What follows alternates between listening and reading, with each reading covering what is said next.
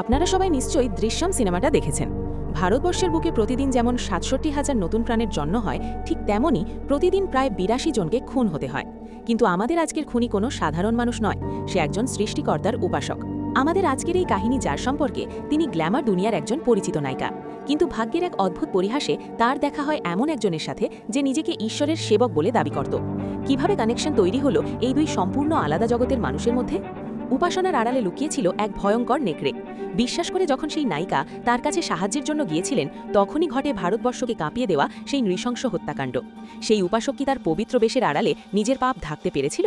Police যখন তদন্ত শুরু করে, তখন দৃশ্যম সিনেমার মতোই নানা গোলকধাঁধা তৈরি হয়। কিন্তু শেষ রক্ষা হয়নি।